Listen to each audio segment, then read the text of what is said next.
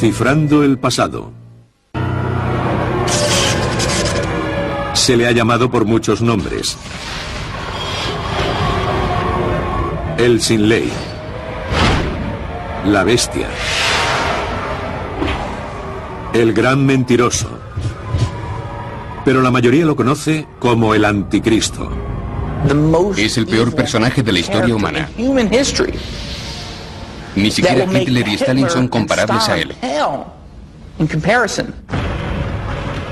Es el porqué de una visión apocalíptica de salvación y sacrificio compartida por millones de personas.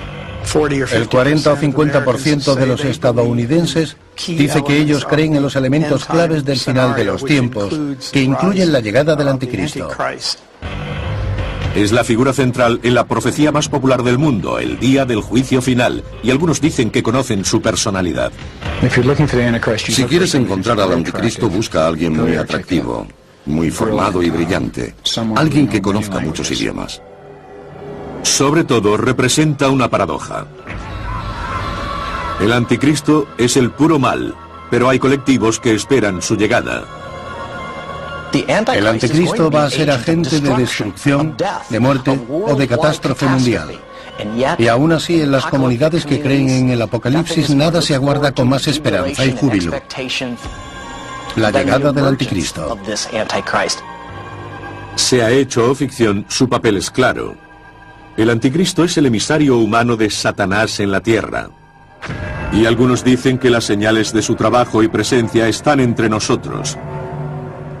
Creo que el anticristo está ahora muy vivo en alguna parte de Europa. Si lee la Biblia y ve las noticias, se dará cuenta de que coinciden. Es absolutamente increíble. Listos o no, vendrá. Pero, ¿quién es él? ¿El anticristo o un engaño de masas?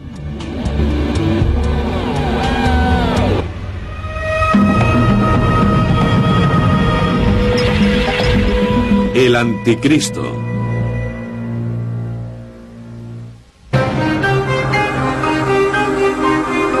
El fin del mundo. Para muchos de nosotros es sobrecogedor. Algo que esperamos esté fuera de nuestro horizonte, más allá del alcance de nuestras vidas. Para otros el fin puede ser más concreto. Crece el temor de que un hecho catastrófico, quizás una guerra nuclear, haga el planeta inhabitable. Pero hay otro grupo formado por decenas de millones de estadounidenses para quienes las señales del anticristo y el fin del mundo son bien recibidas.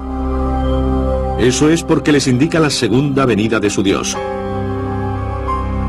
Estos cristianos comparten una visión muy concreta, profética, apocalíptica del fin. Empieza con un milagro llamado el arrebatamiento. En un momento, aquellos que sean verdaderos seguidores de Jesucristo, según la Biblia, renacerán.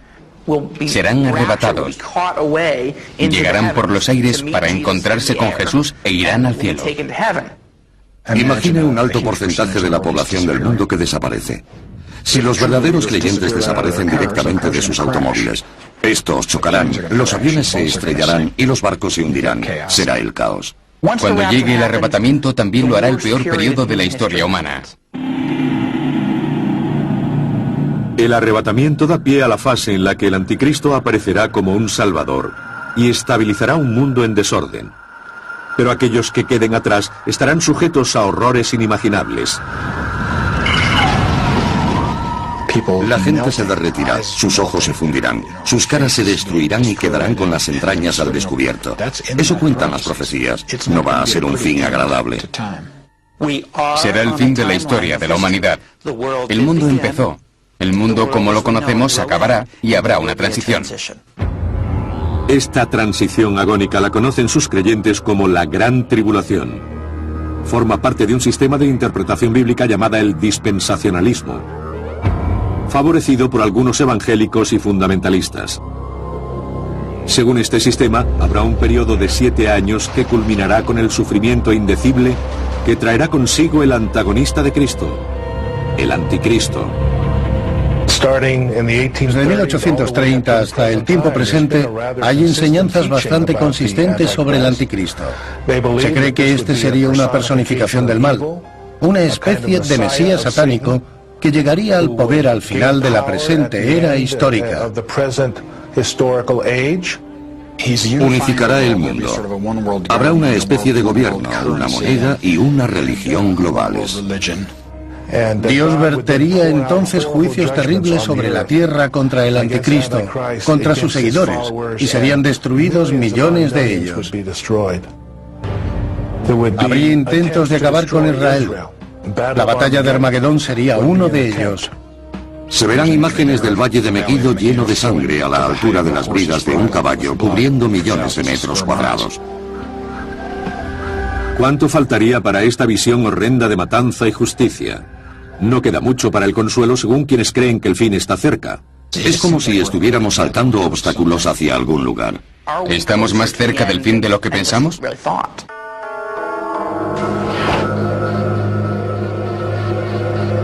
¿Tales horribles profecías son ciertas o quizás solo en parte? ¿Tienen inspiración divina o son fantasías que crean su propio sendero impío de terror y muerte? ¿Verdadero o falso? Las raíces del anticristo se remontan a los primeros textos de la religión. La noción cristiana del anticristo parte de escrituras basadas en textos asirios y acadios, de la zona del actual Irak, que por entonces era Babilonia.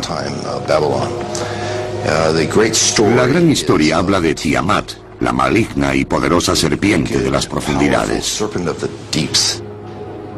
Como Satanás, Tiamat se rebela contra los dioses más poderosos, pero es derrotado por Marduk, el dios protector de la ciudad de Babilonia. Después de matar a Tiamat, Marduk crea el universo a partir de trozos de su cuerpo.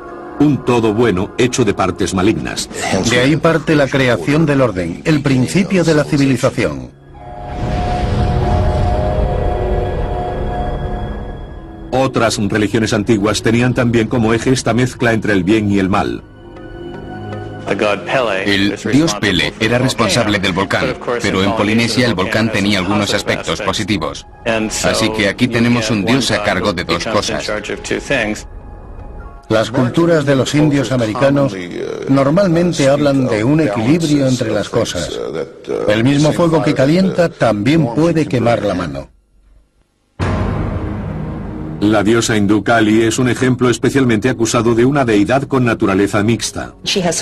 Tiene 4 brazos, y 2 de ellos sostienen lo que se podría llamar instrumentos de muerte.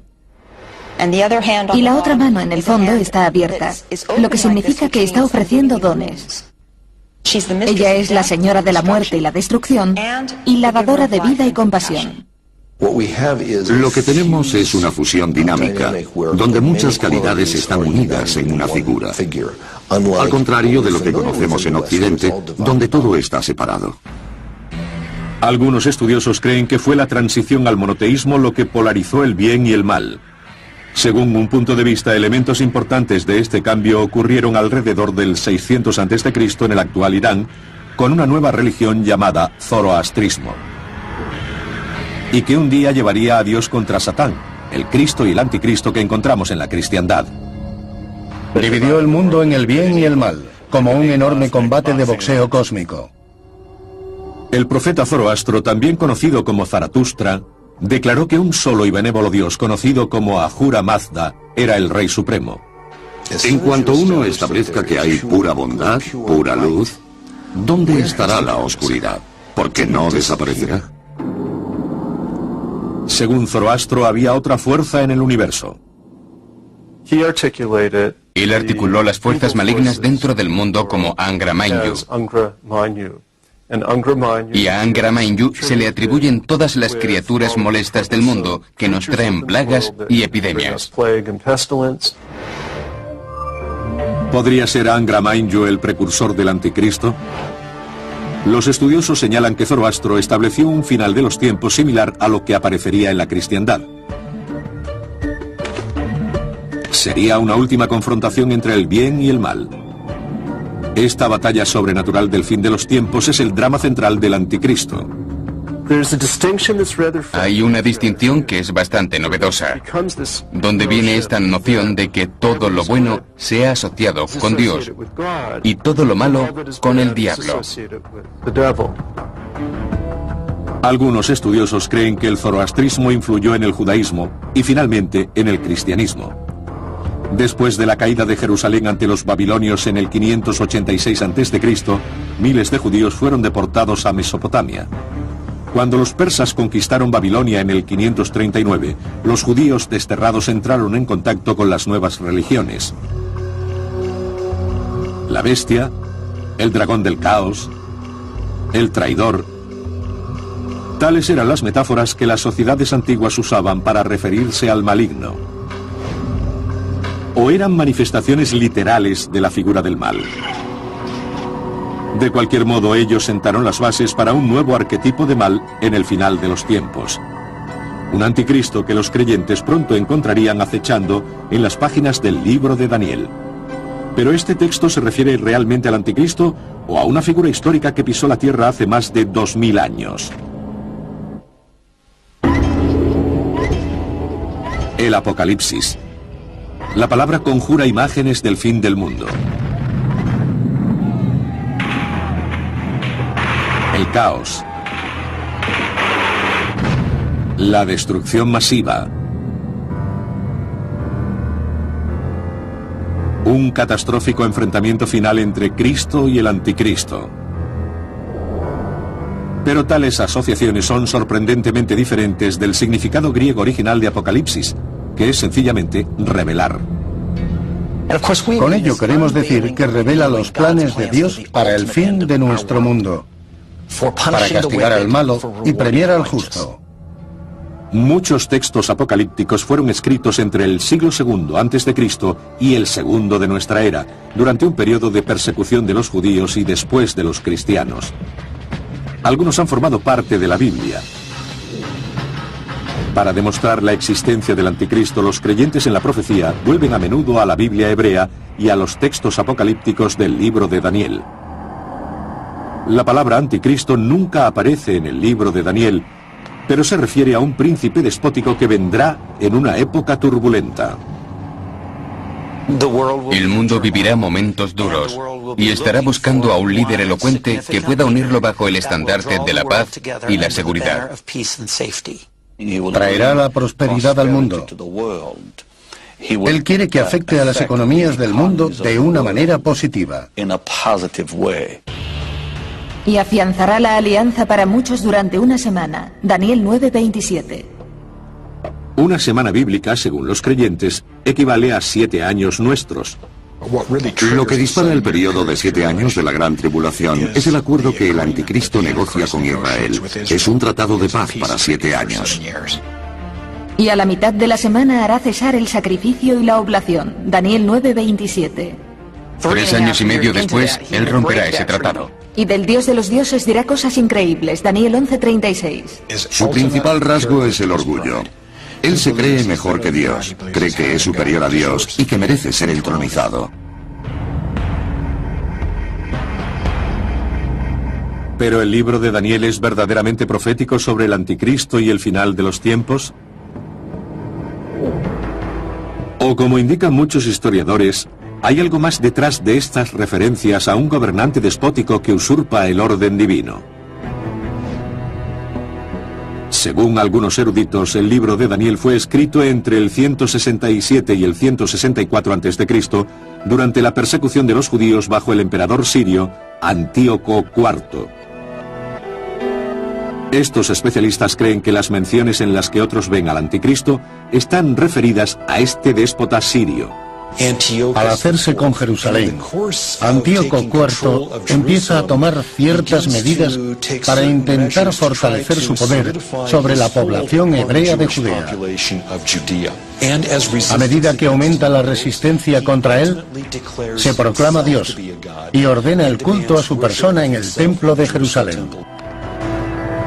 Los seleucidas helenos habían controlado Judea de modo intermitente tras la división del imperio de Alejandro Magno a su muerte en el 323 a.C.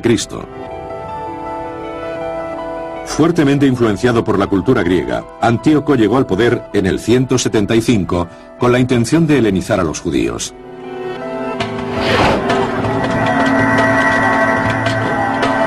En el 167 los judíos se negaron a someterse a Antíoco y empezaron una guerra conocida como la sublevación de los macabeos. Era un momento perfecto para empezar a expresarse con literatura apocalíptica, porque se puede ocultar lo que uno está diciendo bajo los símbolos, y al mismo tiempo, las personas que lo leían en aquel tiempo sabían de quién se hablaba al referirse al rey maligno. En Daniel 7, Daniel tiene una visión en la que hay varias bestias mitológicas saliendo del mar. Representan los diversos imperios que habían afligido a Judea.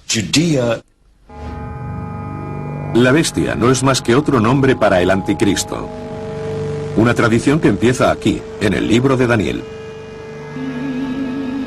Seguía yo mirando en la visión nocturna y vi la cuarta bestia, terrible, espantosa, sobremanera fuerte. Daniel 7:7. Pero esta bestia, según muchos estudiosos, es metafórica, una velada referencia a los opresores inmediatos de los judíos. Tiene dientes de hierro, lo que significa que se identifica con los griegos, porque siempre simbolizaron el hierro en el mundo antiguo. Tiene 10 cuernos, representan la sucesión de monarcas en el imperio sirio de los Seleucidas. Estando yo contemplando los cuernos, vi que salía de entre ellos otro cuerno pequeño. Y este otro tenía ojos como de hombre, y una boca que hablaba con gran arrogancia. Daniel 7:8. Este es Antíoco IV, presentado como un jactancioso, como un pequeño cuerno y como sujeto de la destrucción divina. En la visión de Daniel, Dios interviene. Estuve mirando a la bestia hasta que la mataron y su cuerpo fue destrozado y arrojado al fuego. El resto de la visión retrata la destrucción del rey del norte, el rey sirio Seleucida, que no se corresponde con lo que sabemos que pasó históricamente. Judas Macabeo venció a Antíoco. Pero es aquí donde lo narrado por Daniel diverge de la historia. Muchos de los detalles relativos a la derrota son inexactos. Y algunos especialistas creen que el libro debió de haberse acabado antes de la victoria total en diciembre del 164 a.C. Sin embargo, señalan que el libro de Daniel cumple las funciones tradicionales de un texto así. Tenemos las 3 ideas principales. Primero, un retrato de la persecución según esta comunidad. Segundo, una promesa de que los responsables de la persecución serían castigados. Y tercero, que habría una exaltación de aquellos que permanecieran fieles. Los defensores de la profecía rebaten esta lectura histórica de Daniel. Centenares de profecías del Antiguo Testamento, anunciadoras de la venida de Jesús, hecho niño en Belén, se cumplieron literalmente. Luego, ¿por qué esas y algunas del Antiguo Testamento sobre la segunda venida y el anticristo no podrían cumplirse? Pero los eruditos afirman que la profecía no es el centro de la literatura apocalíptica. La literatura apocalíptica no se escribe realmente para predecir el futuro. Eso puede parecer algo terrible. Las personas leían los textos apocalípticos para intentar entender su situación presente, porque las cosas no iban bien para los justos. ¿El libro de Daniel es historia o profecía? ¿Es el estímulo para los judíos oprimidos del siglo II a.C. o el trabajo de un visionario sobre el fin del mundo? El debate es típico de la controversia acerca de muchos de los textos apocalípticos de la Biblia. Y en ninguna está tan viva como la que afecta al Apocalipsis del Nuevo Testamento.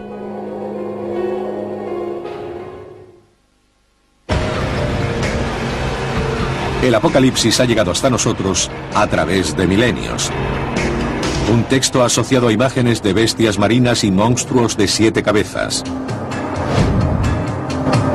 En el Apocalipsis de Juan hay bestias, números místicos y varias criaturas fantásticas. Está lleno de sueños y visiones. Como en el libro de Daniel, la palabra anticristo no aparece en el Apocalipsis. De hecho, el anticristo solo se menciona 5 veces en toda la Biblia. En 2 epístolas tradicionalmente atribuidas al apóstol San Juan, probablemente escritas por sus discípulos. Pero para los seguidores de la profecía, el Apocalipsis representa la comunicación más poderosa de Dios acerca del anticristo y el fin de los tiempos. Como en el libro de Daniel, alguna de sus imágenes más fuertes tiene que ver con una bestia. Una cuya identidad real, según los creyentes, es el anticristo. Dios lee una boca que profiere palabras llenas de arrogancia y de blasfemia. Apocalipsis 13:5. Él va a ser carismático, bien parecido, persuasivo, espiritual, profundo y llenará a todos de esperanza. Y le fue concedida autoridad sobre toda tribu, pueblo, lengua y nación. Apocalipsis 13:7. Ciertamente el mundo lo aclamará, lo honrará y respetará, y al final lo adorará. Y que nadie pudiese comprar o vender salvo el que tuviera la marca, el nombre de la bestia o el número de su nombre 666. Apocalipsis 13:17-18. Él va a exigirles a las personas que reciban ese número. Yo pienso que es un prefijo que se agrega a su número individual. Por ejemplo, al número de la seguridad social. Mientras los creyentes ven al anticristo en estos pasajes, muchos estudiosos defienden que esa revelación no es tanto del futuro como del pasado, y solo puede entenderse en su contexto histórico. Se cree que el Apocalipsis, el último libro del Nuevo Testamento cristiano, fue escrito en el siglo I, durante el reinado del emperador romano Domiciano. Ya no se trata de los judíos, sino de la comunidad de cristianos que es perseguida por el Imperio Romano.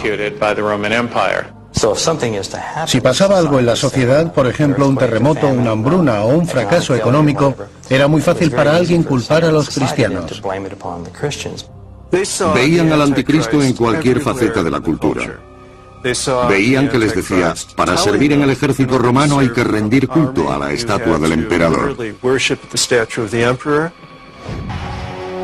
Entre tanto, la liberación no llegaba. Textos del Nuevo Testamento, como las epístolas a los tesalonicenses, anunciaban que Cristo volvería en vida de los lectores del siglo I. Esas profecías no se cumplieron. Han pasado 2 generaciones desde la muerte de Jesús y el fin no ha llegado. El anticristo ayuda a explicar por qué. Aún hay fuerzas demoníacas actuando. En este contexto de perplejidad y dudas sobre la segunda venida de Jesús, San Juan escribe el Apocalipsis hacia el año 95. Desterrado en la isla griega de Patmos por predicar el Evangelio, San Juan habló de la revelación a las 7 iglesias cristianas de Asia Menor, en la actual Turquía. Me paré sobre la arena del mar y vi cómo salía del mar una bestia. Apocalipsis 13:1. Nos encontramos con que uno de los administradores de la obra de Satanás en la tierra es la bestia de los mares. El pueblo hebreo nunca fue gente de mar, pertenecía a una cultura basada en la tierra. Cualquier cosa que viniera del mar era extranjera, sospechosa y normalmente mala. Vi a la primera de las cabezas como herida de muerte, pero su llaga mortal fue curada. Toda la tierra seguía admirada a la bestia. Apocalipsis 13:3. Apunta concretamente al emperador romano Nerón, del que se creía que se había suicidado, y a quien se identificó entonces con esa cabeza herida. Nerón es una figura muy notoria en el mundo grecorromano. La herida de Nerón fue autoinfligida. Se apuñaló en el cuello hasta la muerte en el año 68. Pero 4 años antes adoptó el papel del anticristo, crucificando a los cristianos, echándolos a los leones y quemándolos por la noche en sus jardines. Nerón culpó a los cristianos del incendio de Roma. Los ató a maderos clavados en el suelo, vertió aceite sobre ellos y los usó como antorchas. Tan poderoso y horrible era Nerón que algunos creyeron que resucitaría de entre los muertos como Cristo. Existe una línea de interpretación de este texto, que Nerón regresaría como se esperaba que lo haría Jesucristo. Más que implicar solo a Nerón, los eruditos defienden que muchos pasajes del Apocalipsis se refieren ante todo a Roma. Juan usa tres símbolos principales para destacar lo que es erróneo o malo en la sociedad romana. El primero es la bestia del mar. Retrata el poder coercitivo del ejército y el poder político que estaban oprimiendo a los cristianos en aquel momento. Vi luego otra bestia que surgía de la tierra y tenía 2 cuernos como de cordero, pero hablaba como un dragón. Apocalipsis 13:11. La segunda forma de mal que él ve es cuando se usa la religión en apoyo del estado maligno. Y él usa esto como la bestia terrenal. También se le llamaría más adelante en el libro el falso profeta. Es la religión usada en un sentido falso. Si le piden ir a la plaza del pueblo, poner incienso sobre un altar y decir «Salve al dios César», pero no cree que César sea un dios, entonces tiene un problema.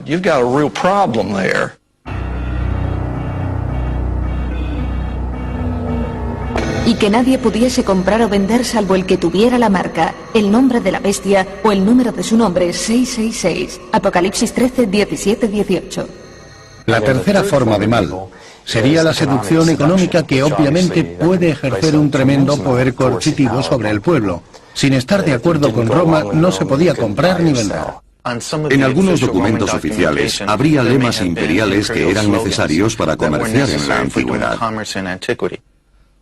Hoy los estudiosos creen que el número de la bestia, 666, es el valor numérico correspondiente al nombre Nerón César en griego. Es posible leer el Apocalipsis como alegato contra el poder romano, o más proféticamente como la evidencia de un próximo anticristo. Pero ¿hay otra manera de interpretar este texto? Pienso que la revelación podría entenderse como una presentación del profundo contraste simbólico entre el bien y el mal dentro de nosotros. Este tipo de símbolos viven y nos piden cuestionarnos cómo se hallan el bien y el mal en nuestras propias actividades.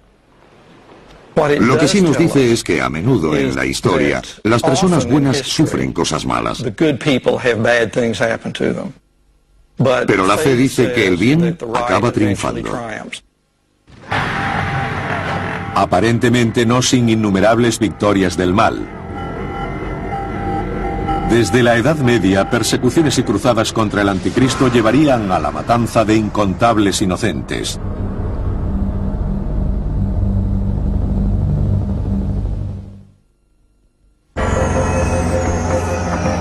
La palabra anticristo se ha usado a lo largo de la historia para demonizar desde papas y presidentes hasta cantantes pop.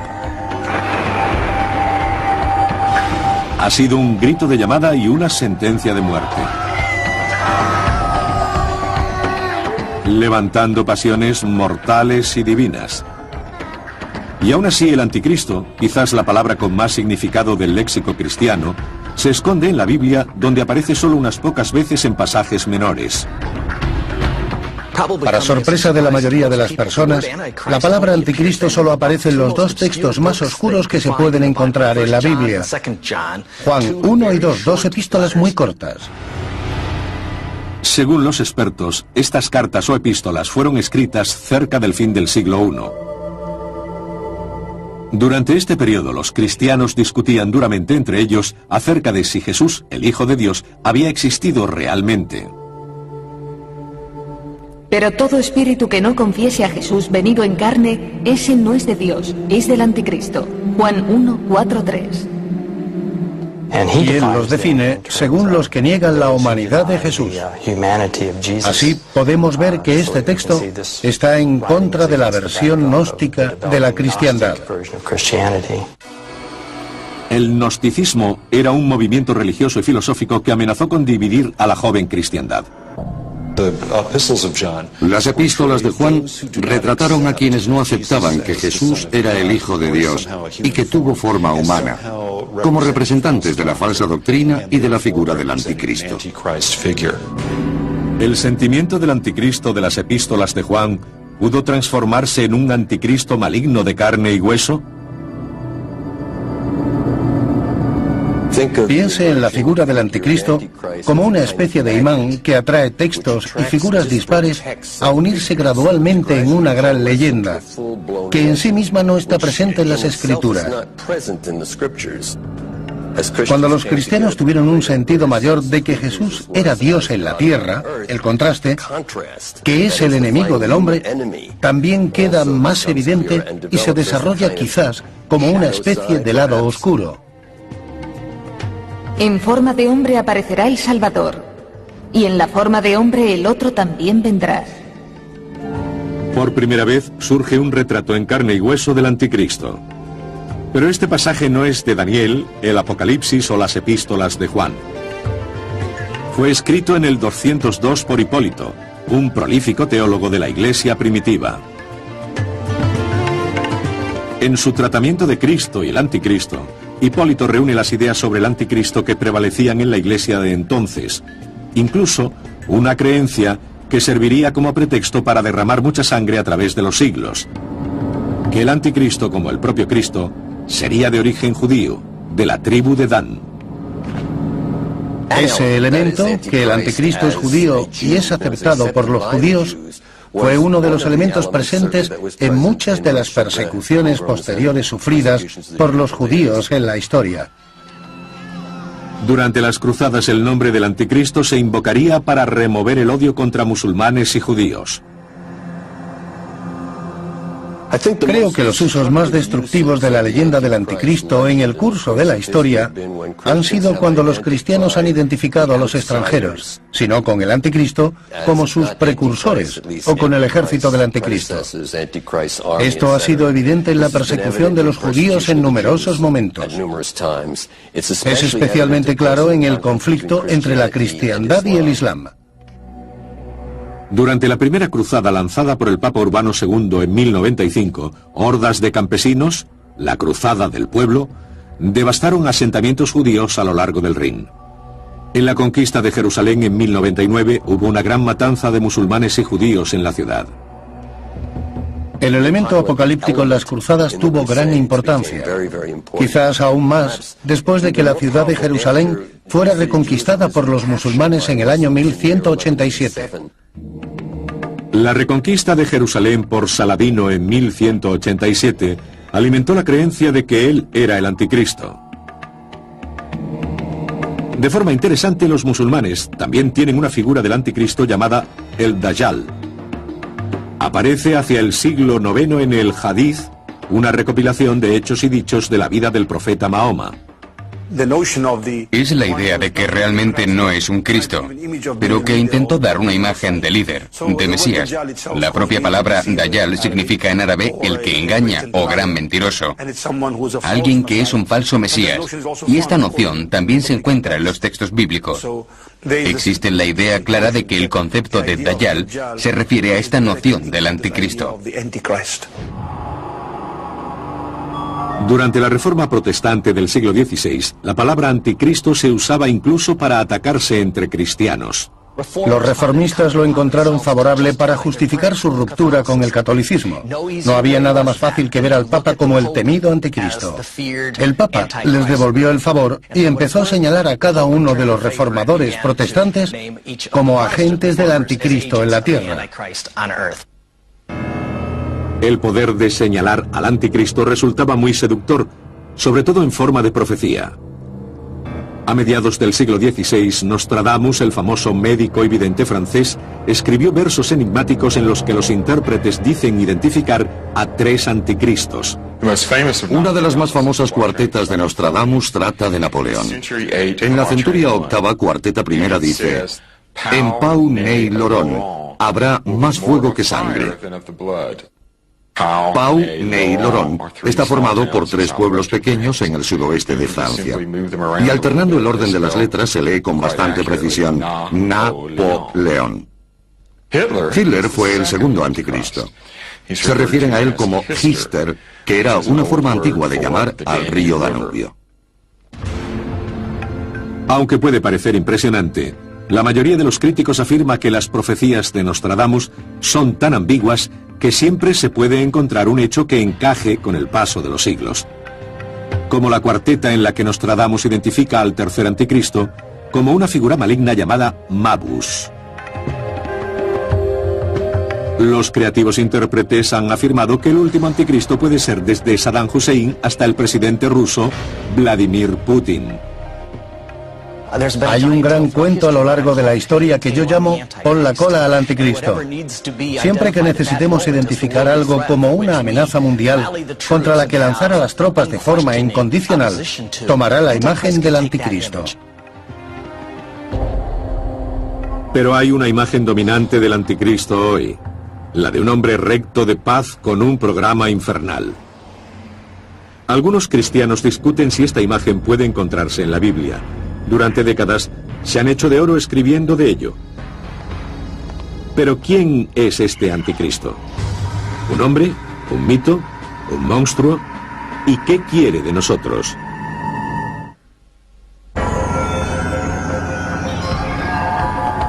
La historia del anticristo ha crecido libro a libro, siglo tras siglo.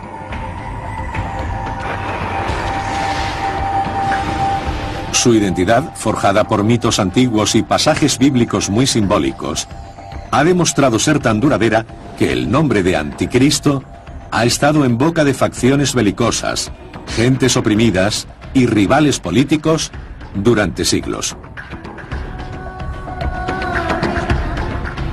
Para anticipar quién y qué podría ser el futuro anticristo, solo hay que mirar lo que él ha sido.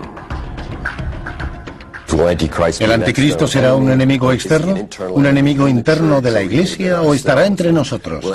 ¿Tendrá unos pocos años o muchos? ¿Será un terrible persecutor al que debamos temer? ¿O será principalmente un fraude religioso? En cierto sentido, el anticristo es todas estas cosas, y cada una de ellas en variada proporción, como ha esbozado la historia durante 2000 años. Quien quiera o lo que quiera que sea, la creencia en el anticristo y la profecía del fin del mundo está de nuevo en alza. Hay algo en los sucesos apocalípticos que fascina a las personas. Existe un sentido de que el mal está creciendo.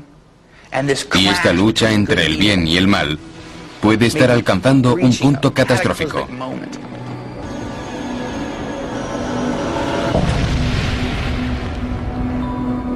Aunque siempre ha sido conocido y temido en los círculos apocalípticos, los medios de comunicación le han dado al anticristo una fama sin precedentes. Cada generación ha pensado que era la última.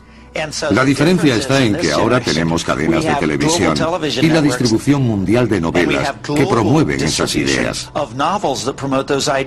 Así, cuando tenemos una idea, sobre todo los cristianos de Estados Unidos, podemos distribuirlas a todo el mundo al instante. De hecho, el anticristo hizo una de sus mayores incursiones entre el gran público con la publicación en 1970 de un pequeño libro que popularizó una fundamentalista y evangélica versión del fin del mundo. Probablemente la persona a la que haya que señalar sea Lindsay. Su obra, La agonía del gran planeta Tierra, publicada en 1970, se ha perpetuado edición tras edición. Creo que este texto, más que cualquier otro, ha popularizado un conjunto bastante común de expectativas y miedos relacionados con la noción del anticristo. Va a ser atractivo, inteligente. Va a tener una inteligencia sobrenatural y poderes sobrenaturales. Será uno de los primeros en la historia en ser un auténtico líder mundial. Controlará el mundo. Benditos sean los pacificadores, dice la Biblia. Pero Lindsay ayudó a popularizar la noción de que los pacificadores serán la última tapadera del anticristo. Someterá a todos bajo su hechizo, trayendo lo que parece ser paz. Los escritores cristianos Jerry Jenkins y Tim LaHaye han tomado el relevo de Hal Lindsey. han escrito una serie de novelas sobre la venida del Anticristo que ha vendido el asombroso número de 62 millones de ejemplares desde 1995. Es la serie de novelas de ficción adulta más vendida. Y aquí estamos, los escritores evangélicos, sin llegar a esa cifra.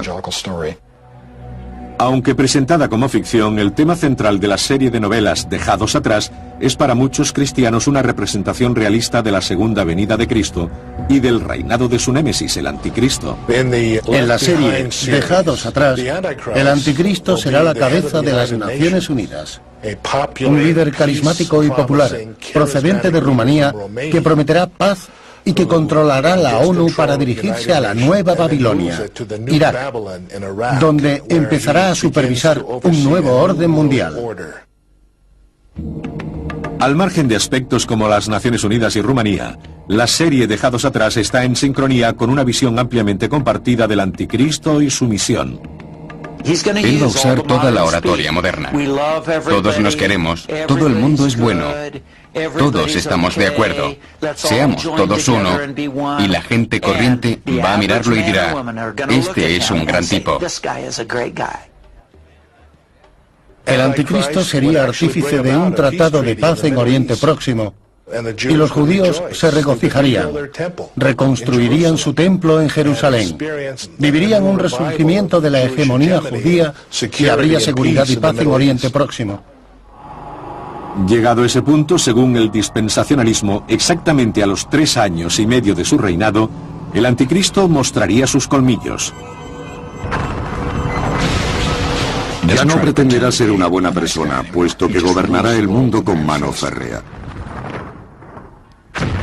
Entrará en el nuevo templo de Jerusalén proclamándose Dios y pedirá adoración.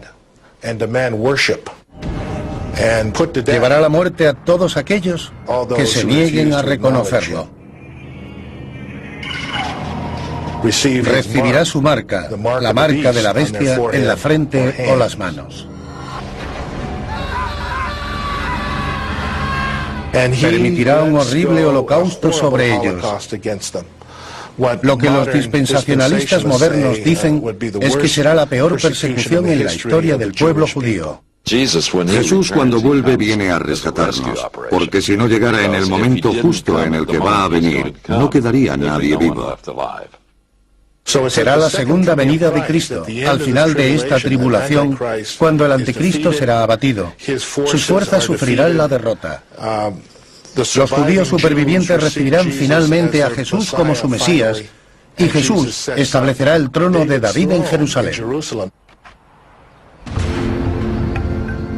No sorprende que este complejo panorama no convenza a todos. Es una visión del mundo realmente sobrenatural. En lugar de intentar entender nuestra propia implicación en los sucesos o en las ambigüedades de la vida, todo se explica en términos absolutos del bien contra el mal. Pero si los textos apocalípticos no son profecías literales, ¿qué importantes mensajes pueden seguir encerrando?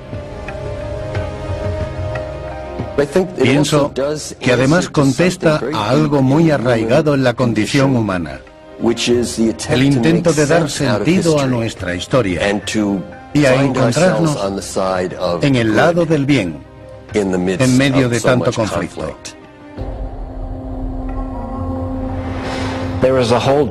Hay toda una dimensión dentro de nosotros de la que a menudo no somos conscientes. Un lado sombrío que está lleno de ira, venganza y toda clase de motivos oscuros que odiamos reconocer. Y pienso que siempre está presente la pregunta, ¿dónde está el Anticristo en mí? ¿Cuál es el mal dentro de mí?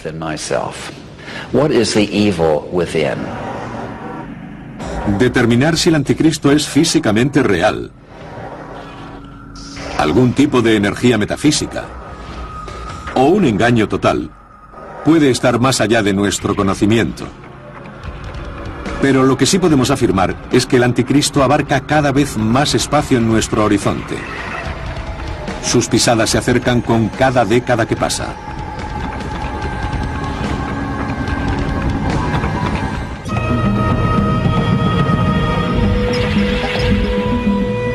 El Anticristo, hora cero.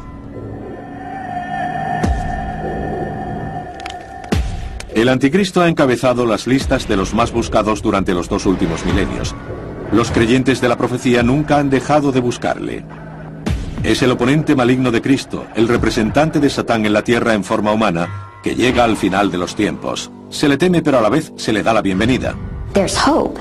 La llegada del anticristo se ve con esperanza porque implica el fin del mundo. Y esto a su vez supone la unión con Jesucristo y la perfección de la humanidad.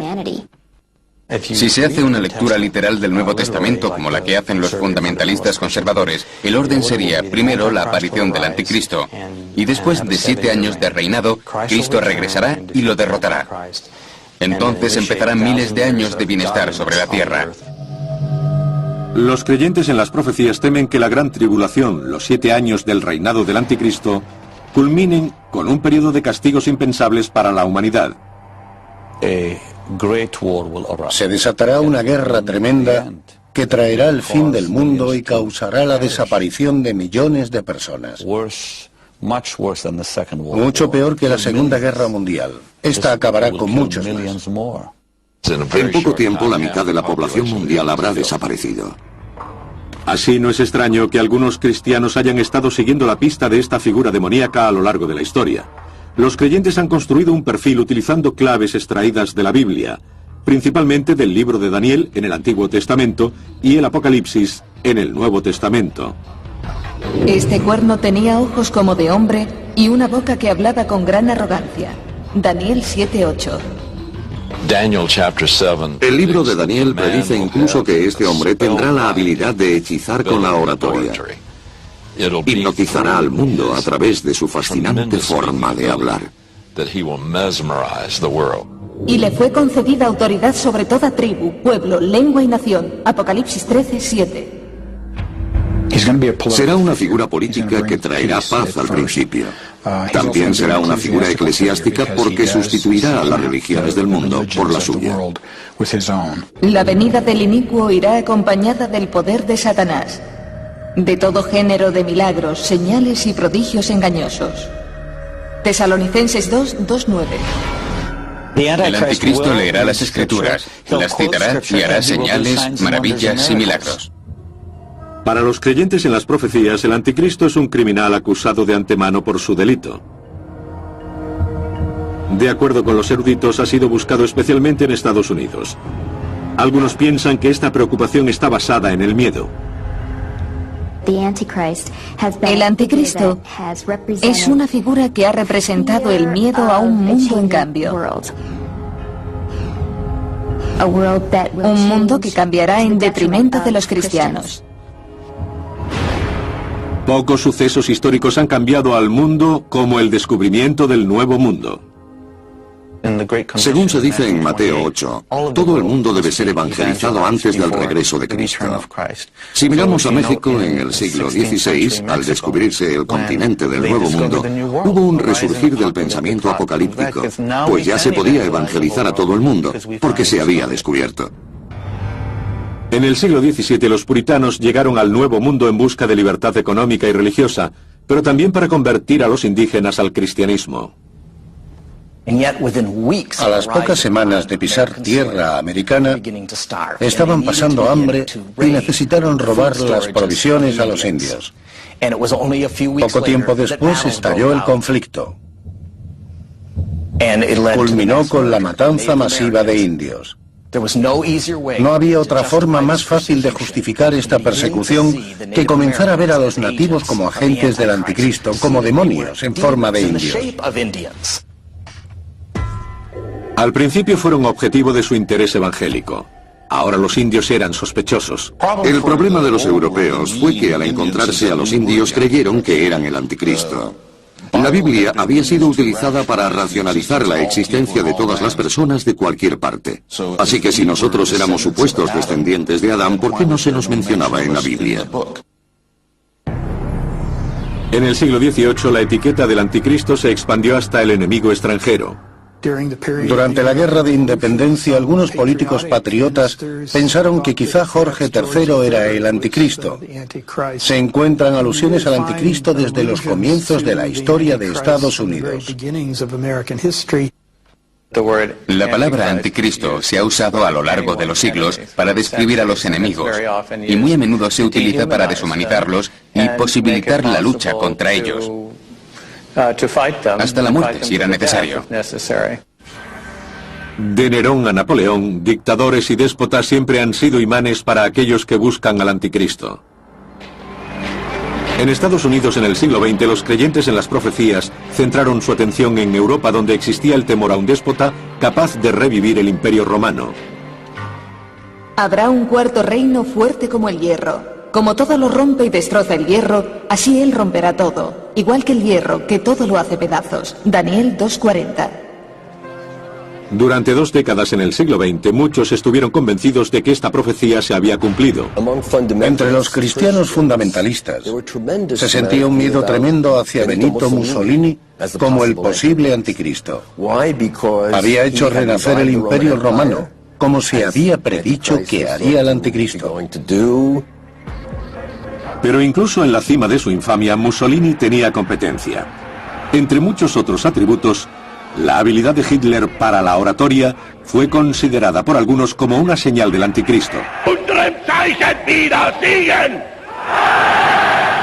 El capítulo 7 de Daniel predice que esta persona tendrá una gran facilidad para hablar sobre grandes cosas. El Apocalipsis en el capítulo 13 dice lo mismo. Adolf Hitler literalmente hechizó con sus palabras a los alemanes. Yo creo que estaba poseído por el diablo. Una de las cosas más impactantes sobre la creencia de la profecía es su capacidad de superar cualquier evidencia en contrario. Cuando mataron a Mussolini y cuando Hitler murió, algunos escritores que durante 20 años en el caso de Mussolini lo habían identificado firmemente como el anticristo dijeron, bueno, no importa, y ofrecieron un nuevo candidato. Los creyentes en la profecía a menudo han puesto su atención en los presidentes de Estados Unidos para buscar al anticristo. Para ellos, este pasaje del Apocalipsis predice un anticristo que usará la coerción económica para dominar el mundo. Y que nadie pudiese comprar o vender salvo el que tuviera la marca, el nombre de la bestia o el número de su nombre. Su número es 666. Apocalipsis 13, 17, 18. Durante el periodo de la Gran Depresión, hubo simpatizantes de la profecía que vieron a Roosevelt como el titiritero, el maestro demoníaco. Cuando la Ley de Seguridad Social fue aprobada en 1935, dijeron, ahora podemos ver la naturaleza de este sistema demoníaco, porque todos seremos números, justo como predijo la Biblia. Décadas más tarde, el número de la bestia, 666, llevó a algunos a buscar al anticristo en un presidente que fuera religioso y estuviera interesado en la profecía del final de los tiempos. Uno de los argumentos que recuerdo por aquel entonces es que cada uno de los 3 nombres de Ronald Wilson Reagan tenía 6 letras. Así que tenemos un perfecto 666 en su nombre. Hay algo en estos elementos que parece un juego de mesa, gracias a tantas especulaciones. Existe cierta diversión en todo esto, y suele encontrarse en lo referente al mal y a la destrucción, que tienen más atractivo que lo que concierne al bien, a la paz y a todo lo demás. Durante la Guerra Fría, en Occidente muchos vieron a la Unión Soviética como agente del anticristo. Tras su desintegración, algunos comenzaron a mirar a los Estados Unidos como la única superpotencia. Muchos ven que el imperio de Estados Unidos comienza a manifestar todas las características del anticristo: poder aplastante, poder de control y poder unilateral.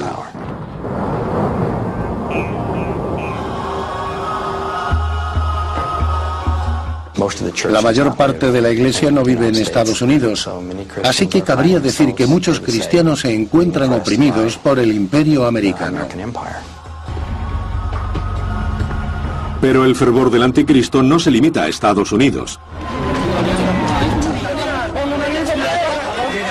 Es cierto que los musulmanes han usado al anticristo como justificación para matar a los cristianos y viceversa. Musulmanes y cristianos han utilizado el término como una forma de maldecir a los judíos. Así que no faltan pruebas de su mal uso.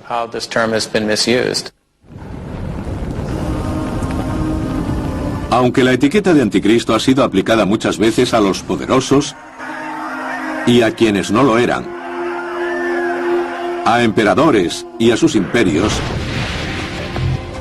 la gran mayoría de creyentes en la profecía siguen esperando al verdadero anticristo. Un individuo solitario y carismático que marca lo peor, la gran tribulación. Y lo mejor, el milenio. Pero ¿cuál es el origen del perfil del anticristo y los detalles de su programa? Sorprendentemente, muchas de las ideas más populares sobre el fin de los tiempos en la América actual tienen su raíz en el siglo XIX y proceden de la ideología de un influyente evangélico británico.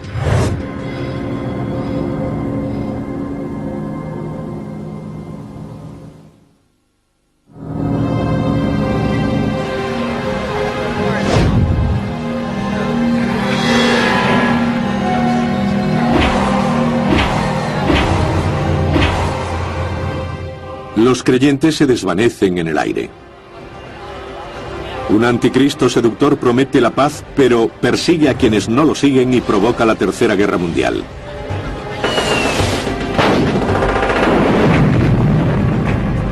Cristo regresa victorioso y da paso al milenio, 1000 años de paz en la tierra. Para muchos estas ideas pueden ser solo fantasías, pero para otros, como los miembros de la Iglesia de la Nueva Vida y sus 11.000 miembros congregados en Colorado Springs, este enfrentamiento sobrenatural entre Cristo y el anticristo es considerado palabra de Dios. La Biblia dice que habrá un anticristo, y yo creo que habrá un individuo que estará en el final de los tiempos causando todo el mal posible. Creo que probablemente será un hombre con ascendencia europea, que vendrá de un país europeo, y que al principio será visto como alguien que parece tener todas las respuestas a los problemas del mundo. El anticristo es el principal oponente del Señor Jesús, pero al final será destruido y vencido. Me baso al 100% en las Escrituras. La Biblia es la palabra de Dios, y en eso creo. Miembros de la Iglesia de la Nueva Vida vienen a escuchar al pastor Ted Haggard predicar la obra de Cristo.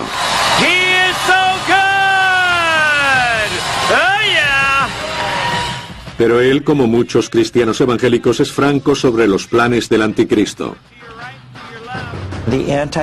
El espíritu del anticristo se encarnará en un cuerpo, y ese día será cuando el mundo viva momentos difíciles. El mundo buscará un líder significativo que una de nuevo a todos bajo el estandarte de la paz y la seguridad.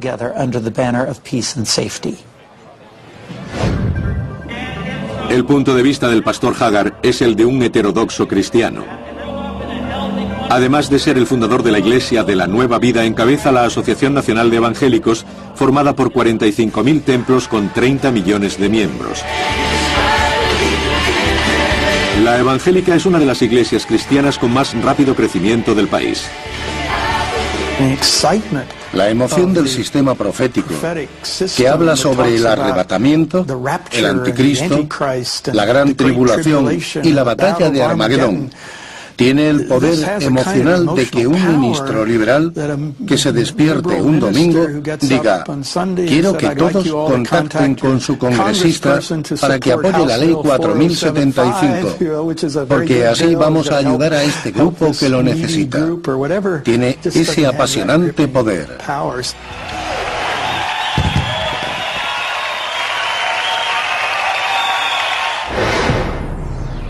Pero esta imagen del fin de los tiempos no es una invención evangélica del siglo XXI.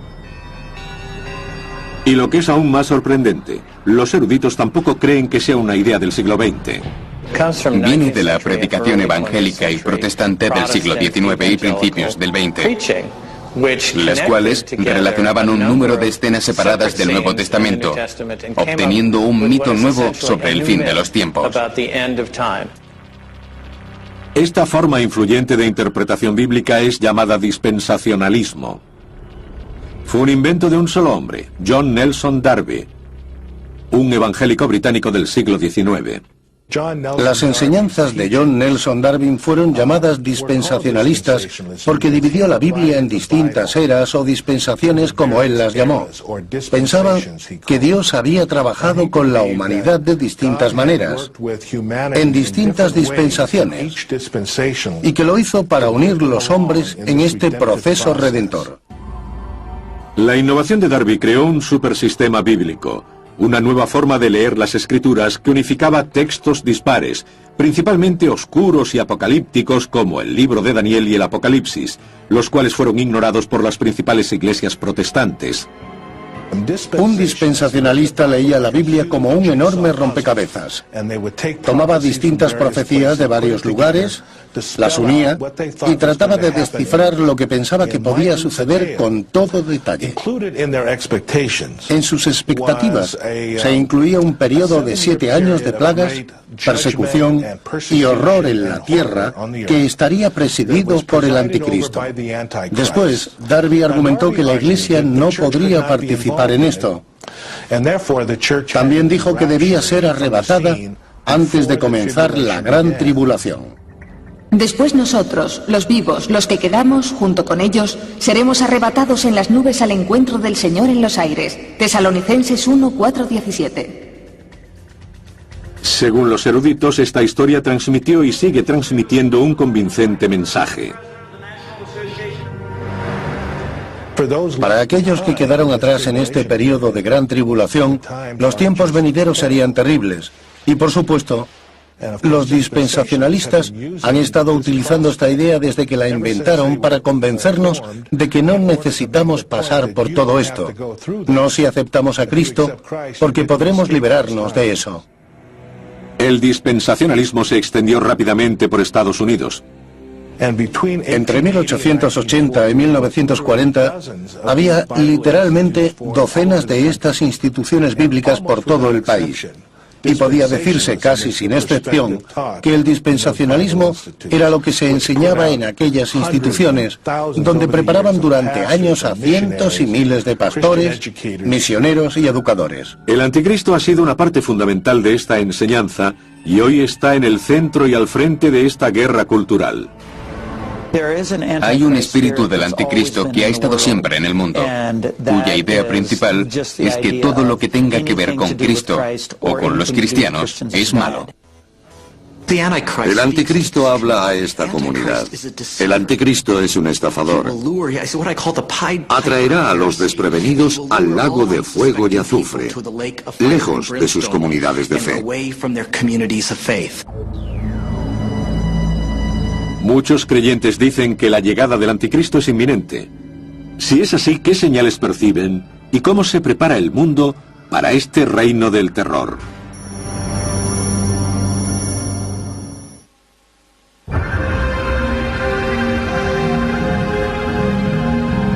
Para los creyentes, el anticristo es una figura real. Un individuo satánico que vendrá un día a sembrar la confusión. Para ellos, la llegada del anticristo puede estar en las noticias del día. Da la sensación de que los iniciados en este vocabulario, en esta visión del mundo, saben más sobre lo que está pasando que los periodistas y los expertos. Si por un lado lee la Biblia y por otro los periódicos, coincide. Para los creyentes hay muchas señales de que la llegada del anticristo está próxima. Según el especialista Paul Boyer, una señal puede ser la percepción del crecimiento del mal. Hay maldad incluso en Estados Unidos. La tierra que en el pasado fue vista como elegida por Dios, ahora es considerada por muchos creyentes en la profecía proclive al Armagedón, con todos estos asuntos del matrimonio gay, el aborto y la pornografía. En los últimos días sobrevendrán tiempos difíciles. Los hombres malos y seductores irán de mal en peor, engañando y siendo engañados. Timoteo 2, 3, 1, 13.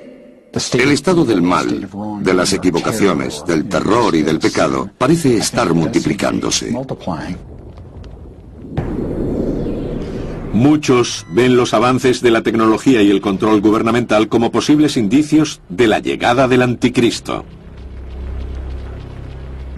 Hoy hay una tendencia mucho mayor a hablar en términos de un sistema mundial que está creciendo.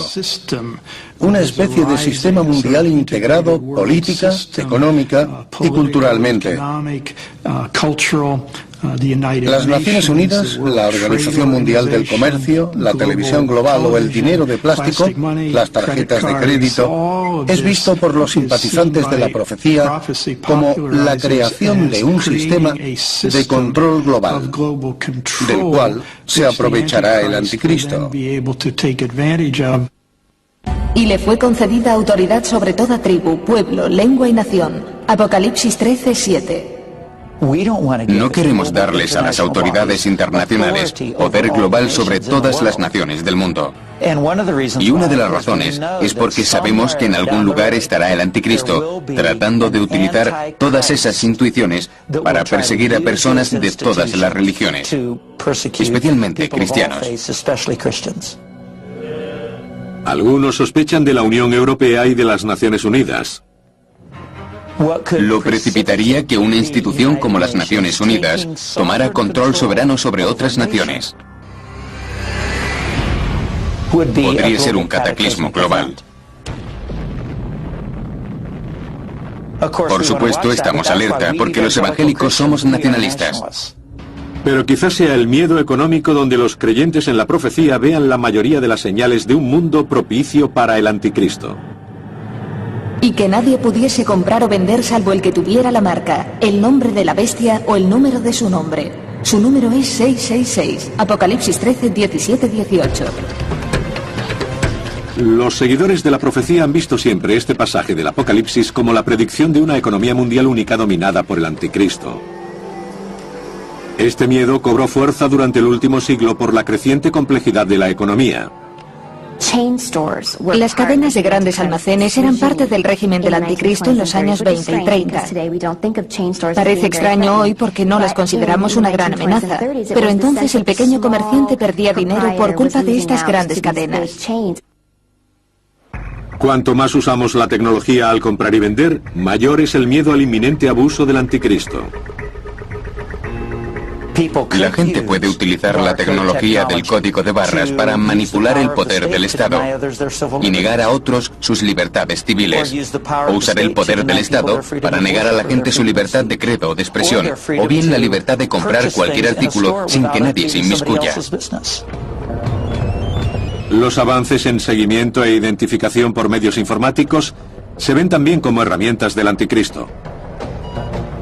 Cuando una persona jura lealtad al diablo, probablemente se le da un chip insertado en la mano o en la frente. Este chip lleva el prefijo 666, el cual identifica su número personal para que pueda comprar, vender u obtener un empleo. Los estudiosos buscan en el pasado el significado de este número misterioso del diablo. Piensan que el 666 es el valor numérico para el nombre Nerón César en griego. Si no estabas de acuerdo con Roma, no podías comprar ni vender y te perjudicaba económicamente. Es interesante ver cómo el aspecto de gran hermano en el anticristo está también presente en la cultura islámica. Aunque los musulmanes no representen a sus figuras religiosas, el equivalente islámico del anticristo es el Dajjal, descrito como un hombre bajo, gordo y con un solo ojo. Parece haber cierto énfasis acerca del ojo único. Algunas personas dicen que podría ser una referencia a la televisión, al ordenador, internet o algo así. Y aunque de alguna forma esto parece inverosímil, el hecho de que sea algo tan expandido e influyente, aparentemente bueno, pero sospechoso, hace que se entrevea la presencia del Dajjal. Un anticristo que expande una red de control mundial. La Unión Europea, la tecnología del código de barras y el número de la bestia, todas herramientas de su dominio absoluto. Que veamos estas ideas como productos del miedo y la fantasía, o como predicciones exactas, depende de nuestras creencias. Pero indudablemente la profecía brinda a los creyentes una idea, una forma de interpretar este mundo caótico y cambiante. El hombre siente una gran emoción al descubrir la verdadera naturaleza de los sucesos del mundo. Esto le da una faceta cósmica a todas nuestras preocupaciones intangibles. Si queremos pensarlo así, los sucesos mundiales son movidos como marionetas por Satán contra Dios, Cristo y Anticristo.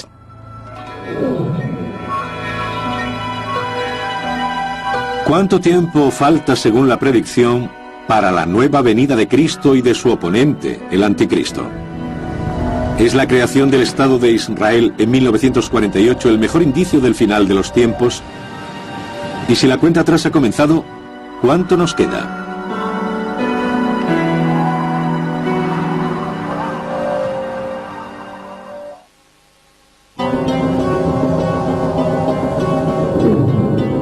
Desde los días de la partida de Cristo siempre ha estado en la mente de los creyentes en la profecía la pregunta: ¿cuándo volverá para vencer al Anticristo y anunciar el inicio del milenio? Muchos buscan en la Biblia los indicios del final de los tiempos. Un pensamiento profético ha venido a dominar sus cálculos. El renacimiento del Estado de Israel es la señal más fuerte. Es la señal de entre todas las demás de que estamos realmente cerca. Al cabo de años vendrás a la tierra salvada de la espada, recogida de entre muchos pueblos, sobre los montes de Israel. Ezequiel 38:8. Desde el principio de su doctrina, en 1830, los dispensacionalistas han predicho la refundación del Estado de Israel.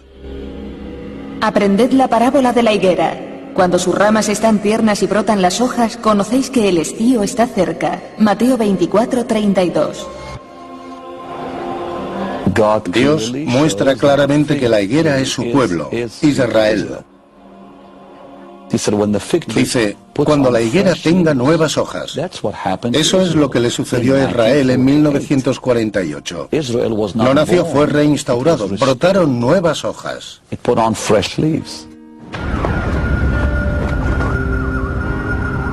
Para muchos, el renacimiento de Israel en 1948 marcó el comienzo de la cuenta atrás para la llegada del Anticristo, la segunda venida y el fin del mundo como lo conocemos. Piensan que la generación que presenció los acontecimientos de 1948 también presenciará el enfrentamiento de Cristo con el Anticristo. En verdad os digo que no pasará esta generación antes que todo esto suceda. Mateo 24:34. Las cosas a las que Mateo se refiere son guerras, hambrunas, terremotos, todo en un breve periodo de tribulación, seguido por el regreso de Cristo. En respuesta a estos pasajes, muchos han puesto fecha al final de los tiempos, incluido el escritor de éxito Hal Lindsey. La obra La agonía del gran planeta Tierra sugiere claramente que el final llegaría en 1988. Su libro apareció en 1970 y tuvieron que pasar 18 años para probar su error.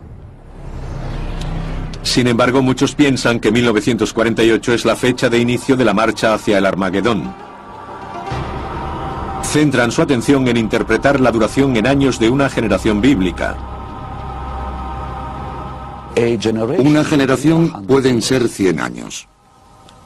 1948 fue el principio. Así que nos estamos acercando al final de esta generación. Y no falta tanto.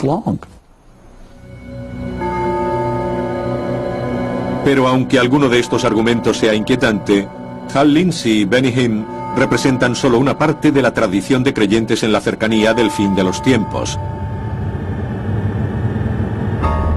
En el siglo XIX, William Miller, un predicador baptista de Vermont, hizo una predicción del fin que sería conocida como la Gran Decepción.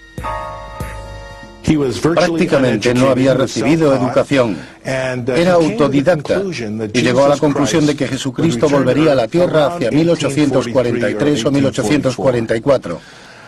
Comenzó a predicar este mensaje por toda Nueva York y Vermont. Este es un mapa milenarista. el mapa de la profecía que retrata el final de los tiempos. Se publicó en 1842 para usarse a lo largo del año, porque predijo, como muestra el propio mapa, que el fin del mundo sería en 1843. En la izquierda están las imágenes y el texto del libro de Daniel, y en la derecha las imágenes y el texto del Apocalipsis. Cuando 1843 pasó sin que el mundo terminase, Miller recalculó y se justificó diciendo que no había contado la transición de la era precristiana a la actual. Finalmente, hizo sus cálculos usando lo que llamó aritmética milenarista. Decía que Jesús regresaría el 22 de octubre de 1844. Para entonces, los milenaristas abandonaron todo. Renunciaron a sus empleos, dejaron de cultivar los campos y pagaron todas sus deudas. El fracaso de esta segunda profecía fue conocido como la Gran Decepción, por la angustia que los creyentes sintieron al darse cuenta de que el milenio no estaba próximo. Sin embargo, el interés por la profecía siguió en alza.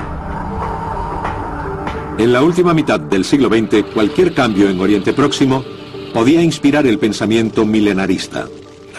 Recuerdo estar jugando un día de verano en junio de 1967, cuando mi madre salió por la puerta y me dijo: hijo, este es el fin. Prepárate porque Jesús puede llegar en cualquier momento. Era durante la Guerra de los 6 días y su interpretación del Apocalipsis fue que esta guerra representaba la recuperación israelí de la ciudad vieja de Jerusalén.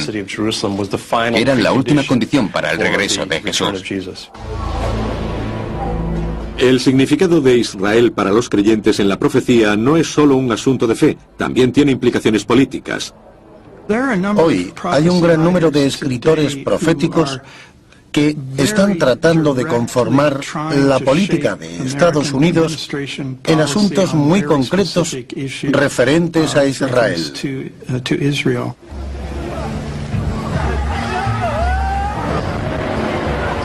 Los dispensacionalistas dirían que el anticristo llegará al caos de Oriente Próximo y llevará a la paz. Pero la mayoría de los especialistas descarta la idea de que la gran señal bíblica sea la fundación de Israel en 1948. Piensan que aquel pasaje bíblico del Antiguo Testamento se refiere al regreso del Éxodo que ocurrió hace miles de años. Algunos de los primeros indicios vienen de pasajes como los de Ezequiel y Daniel, que fueron escritos durante tiempos de tensión. Por ejemplo, el de Ezequiel se escribió pidiendo el fin de la cautividad babilónica. Fue escrito durante el tiempo del exilio con la esperanza de volver a la tierra prometida. Después de que los persas conquistaran Babilonia en el 539 a.C., a los judíos se les permitió regresar a Judea a comienzos del 538. Para los eruditos, 1948 carece de significado bíblico. Sin embargo, algunos dicen que las tentativas de predecir o incluso influir en el final de los tiempos son contrarias a la naturaleza de las Escrituras. Las Escrituras son muy claras. Cualquiera que sea el momento final y cualquiera que sea su forma, estará más allá de nuestro conocimiento. No soy joven, tengo 60 años. Desde niño he visto cada domingo por la mañana la televisión evangélica. Y lo cierto es que todos, desde el principio hasta ahora, dicen que el fin está cerca.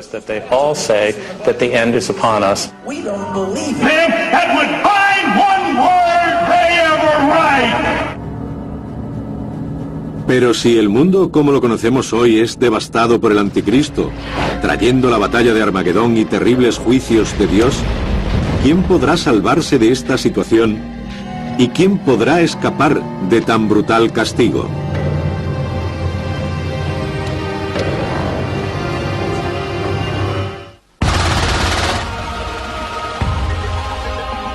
Los creyentes en la profecía dicen que aunque la gran tribulación, los 7 años de reinado del anticristo, será el peor periodo de la humanidad, ellos no estarán en la tierra para presenciarlo. Habrán sido arrebatados. El arrebatamiento de la Iglesia es el momento en el que aquellos que sean seguidores fervientes de Jesucristo volverán a nacer según la Biblia y desaparecerán. Serán arrebatados hasta los cielos para encontrarse con Jesús en el aire y ser llevados al paraíso. El origen del arrebatamiento se encuentra en la primera epístola de Pablo a los tesalonicenses, cuando dice que aquellos que están vivos se unen con los muertos en la resurrección. Pero Pablo no describe ningún Armagedón, lo cual creo que es parte de toda una noción popular de ese momento. Una vez que la Iglesia haya desaparecido, llegará el Anticristo. El Anticristo firmará un tratado de paz con Israel que durará 7 años. A los 3 años y medio romperá ese tratado y ocupará el templo judío, proclamándose a sí mismo Dios. Hará cesar el sacrificio y la oblación, y habrá en el santuario una abominación desoladora. Daniel 9:27. Seguramente el mundo lo acogerá, honrará y respetará, y al final lo adorará. Y adoraron a la bestia diciendo: ¿quién como la bestia? ¿Quién podrá guerrear contra ella? Apocalipsis 13:4. De acuerdo con los creyentes, el anticristo, aunque tenga la apariencia de pacificador, será por naturaleza un perseguidor. Este hombre de paz será como Stalin, que vino a mejorar la vida de los soviéticos y mató entre 20 y 40 millones de ellos. Pero de acuerdo con esta descripción dispensacionalista, ¿quiénes serán los perseguidos por el anticristo? Los perseguidos serán, desde un punto de vista evangélico, aquellos que no hicieron ningún compromiso personal con Cristo, aquellos que no lo aceptaron. Algunos ven en ello un elemento de venganza. Si pensamos en nosotros como los fieles, podremos sentirnos más fieles y seguros viendo qué cosas terribles le sucederán a otros. Porque habrá entonces una tan gran tribulación cual no la hubo hasta ahora. Mateo 24:21. El Anticristo dará muerte a todos aquellos que se nieguen a reconocerlo. Para entonces, todos los cristianos se habrán ido, habrán sido arrebatados. Así que perseguirá a los judíos que hayan creído en Jesucristo tras el arrebatamiento. Habrá un terrible holocausto para ellos. Lo que los dispensacionalistas dicen es que será la peor persecución en la historia del pueblo judío. Dios dejará caer terribles castigos sobre la tierra contra el anticristo y sus seguidores. Hambrunas, terremotos, guerras, epidemias. Todo tipo de castigos divinos que exterminarán a una tercera parte de la población. Es imposible imaginar algo peor. Hay quienes señalan que este terrible escenario está dirigido a que los judíos reciban un brutal castigo. Según esta visión del mundo, los judíos están realmente en aprietos. El anticristo los perseguirá, y a excepción de un pequeño grupo que aceptará al Mesías, todos morirán a manos de Cristo cuando regrese. Así que el papel de los judíos y la actitud hacia ellos en este sistema de creencias es muy importante. Y también extremadamente alarmante. De acuerdo con los creyentes, al final el anticristo lanzará a sus ejércitos contra los oponentes en la batalla final del Valle de Megiddo en Israel. El anticristo, en la batalla de Armagedón, hará una coalición de las 4 esquinas del mundo, con todos los reyes de la tierra que marcharán con sus tropas hacia el Valle de Megiddo. Todos los ejércitos estarán preparados para defender al mundo de cualquier otra fe que no sea la del anticristo. El emisario de Satán ha llegado a su destino. Se alza para exterminar los últimos vestigios de resistencia y asumir el poder absoluto sobre la tierra. Pero en la hora 11, Cristo regresará para librar su batalla final. ¿Por qué Dios espera hasta el momento más desesperante para enviar a su Hijo en nuestra ayuda? Los creyentes dicen que el momento de la llegada de Cristo ha sido preconcebido, que su regreso coincide con nuestro momento más débil para oponernos al mal. Después de la dramática descripción del Apocalipsis, la batalla llega a su fin. Cristo exterminará al anticristo y a sus seguidores con la verdad, con la palabra de Dios. Sus palabras exactas se desconocen, pero de acuerdo con los creyentes estas no son una metáfora. Mucha sangre será derramada. Hay una imagen del Valle de Megiddo donde la sangre llega hasta la brida de un caballo y abarcando miles de kilómetros. El anticristo y el mal son barridos de este fantástico escenario.